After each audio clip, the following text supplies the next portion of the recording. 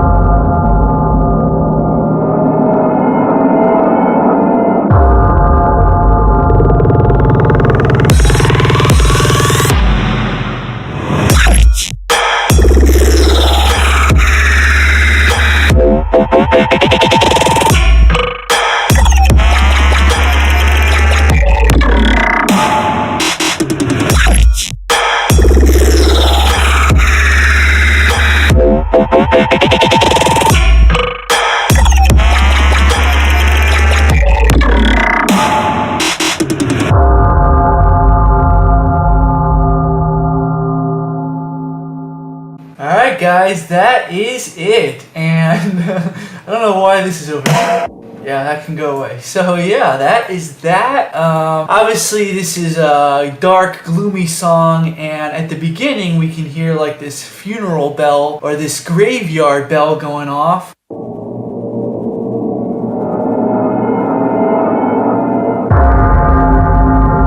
And this idea started out, well, the original idea came for another song actually. And the idea for that song was to kind of have somebody walking through a graveyard, like you can hear the footsteps and the eerie ambience and maybe some like whispers and stuff in the background. But I still have that song and I still might use that idea, but it's been on the back burner for a while now, and that song did have the bell in it. So I don't know if I'm going to just do away with that idea or rework it, but I was working on this song and I thought that I really wanted to take that idea with the bell again and use that. So at first that bell was synthesized. I made that sound in Serum, because bells are pretty easy to make, and I thought it sounded cool, but then I thought, you know what, I really want to actually put a real bell in there just to make it more raw. I EQ'd it, of course, and compressed it, and then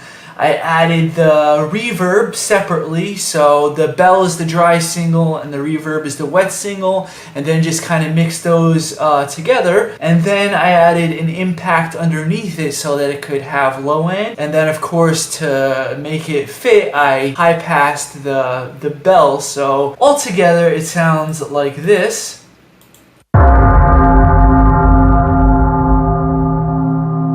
So yeah, I got that going on into some eerie ambience in the background with these pads.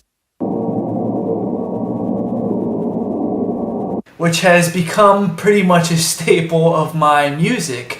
And this all started because at the very beginning of Ghost, like the first couple of songs, I was making very melodic songs, which I'm still doing, but I'm kind of scattering them out a little bit more. So yeah, with those melodic songs, I had chords and melodies, and then during the drop, the backgrounds in the drops were really empty. My other idea that I came up with was, well, why not just have like this dark, gloomy ambience in the background? So that's how I first started making these atmospheric pads. And eventually I got to the point where I thought, I can't do every single song on the album and have it like a melodic song. I wanted it to be a little bit darker. And then when I was thinking how I can do this, I thought, you know what? I've been using like these ambient pads in the background for my drops. Why don't I just use those as like an intro, and then during the build, and then, you know, cut them in and out of the drop too. So ever since I came up with that idea, I've been making these songs. It's been like a staple of my music now, just having these dark ambient pads going on. So yeah, it really took my sound design a new direction as well, because I really love making pads. I really enjoy making ambience. It's something that I didn't even know how much I enjoyed doing it, because I was really into making melodic stuff, and I still am. That's my passion. But now it's like, since I'm focusing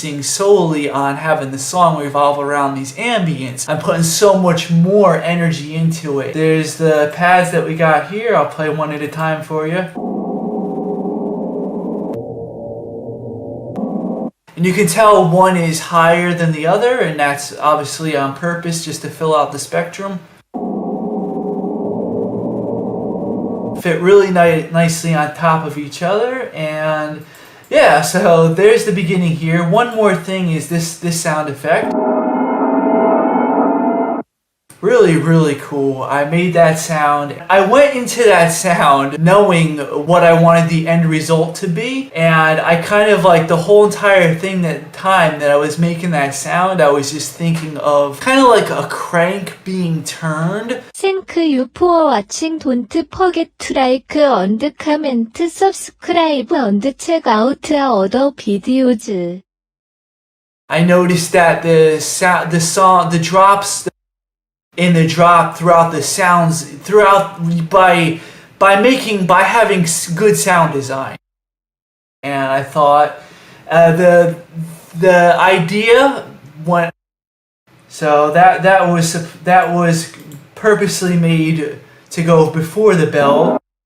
Had to plan this out before except for a reversed reverb, and that kind of pulls it. Well, I do that anyway, even on songs that do have a vocal before the pre-drop. You can always hear that I always do this backwards reverb. It just kind of pulls it in.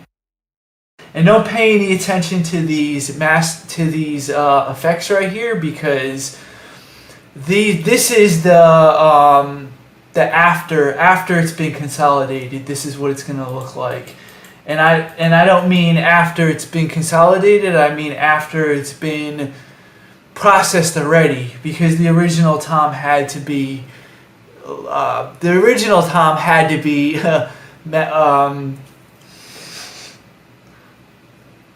because the original Tom had to be, to kind of make it feel like it's sliding into the reverb. Obviously, if you look at these waveforms, they've been compressed, and they've been they've been frozen a couple times over and over again. Sometimes you can only do so much sound designing separately. Well, I already explained that I do all my sound designing separately, but the initial sound design sometimes is just the first part of the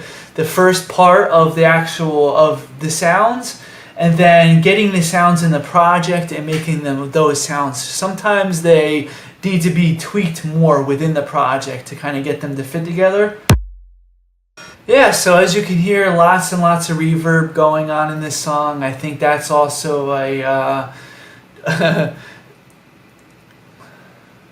So as you can hear, yeah, lots of reverb and lots of energy. There's a lot of energy in this song, but you know, two sounds sound